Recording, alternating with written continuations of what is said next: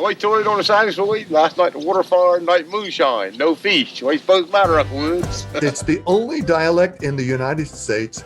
When you play it for people from outside of the United States, England, do not identify it as an American dialect. The Ocracoke dialect and several of the island dialects of the Atlantic seaboard really began in the late 17th century. There was a settlement on the island in the first decade of the 18th century. So in about 1709 or 10, the people presumably came from the southwest of England there to Virginia and settled on islands. And people from those islands traveled by boat to these islands in North Carolina and settled them. Once they settled them, of course, they had no way to access the mainland other than by boat, which is still the case. And so it was isolated for centuries.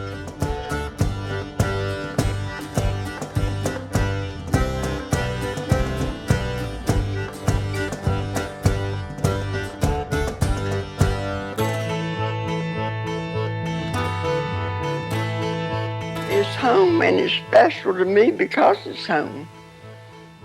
We found this place, and it was beautiful. Ocracoke's quite simply a magical place. So they maintained a fairly isolated and independent existence. And in that context, the original dialect was perpetuated and strengthened.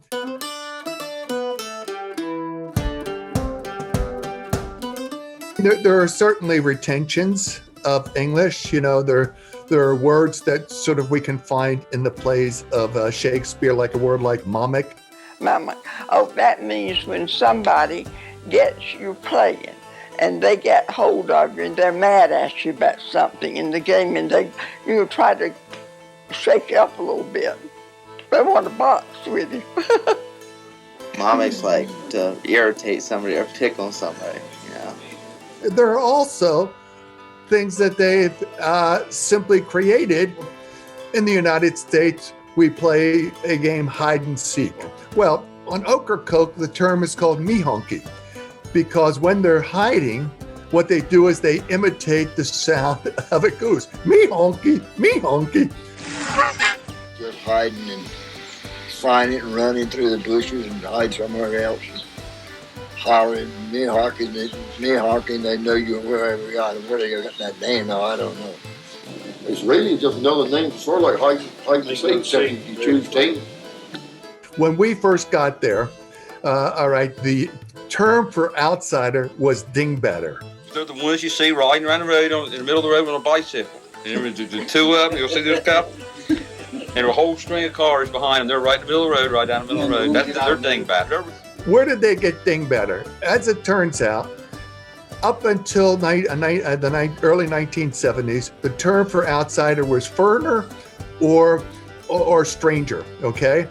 Now, in 1972, they got television for the first time.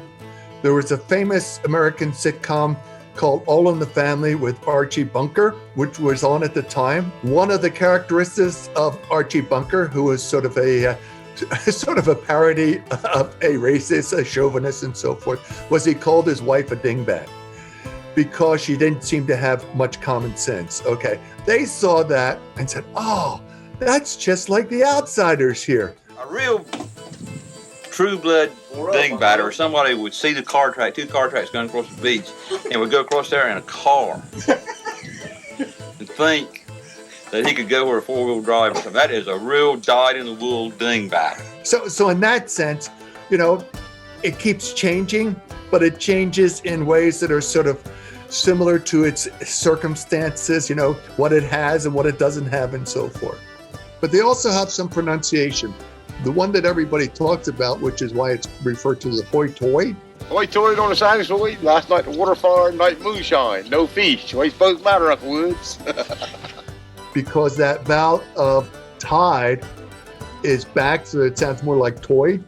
All right, so that is what they're known for. Now tell me what you said. High tide on the sound side. Sound side, yeah. Last night the water fired. Water fired? Yeah, that's phosphorus in the water. You ever go to the ocean, you see the, the old people used to call it water fire, when the water fired. Last night water fired, okay. Yeah, and the night the moonshine. And the night the moonshine, so they had, one night they had a water fire against them, the next night they had a moonshine against them. Usually can't get, couldn't catch too much on bright nights, when the nights are bright, you don't catch much fish, so. I see.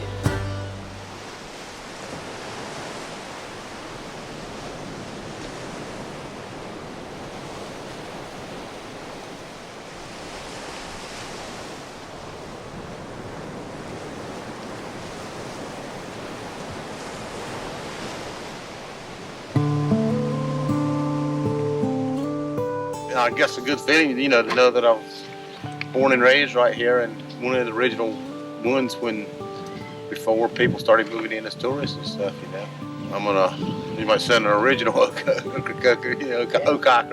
The only real status is whether you're a native, that is, they call them Ocracockers, in which case you can follow your lineage back into the 1700s. Sort of if you've just been there 2-3 generations, you're not a real Ocracoker. Right now, there are about 350 islanders out of a population of around 900. Also, there's more marriages between outsiders and Ocracockers. And so that has an effect. And more recently, and this is really interesting, now 40% of the kids in the school are Hispanic. And that's related to the fact that the tourist industry is dependent on outside help. And I think it's worse for the girls than it is for the boys, because the girls are kind of sort of like, they can't fish, they can't crab, and take up a trade like that. So they eventually end up in one of the restaurants or a motel, or they're on more of a day-to-day basis with the tourists and stuff. So I think they're losing it more than a lot of the boys are. I got a little kid, so he's 4 weeks old. Time he gets grown, his accent will be what they call dingbattish. I would like for him to kind of keep the same accent, heritage like we've had for years and years, but there's no way now. All this is gone. What do you think? The only way it can be preserved is you fellas put it on tape.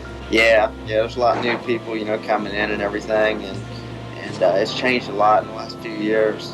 In the last 20 years, most of it's been lost. By our count, people within 1 or 2 more generations, the dialect will be gone for good.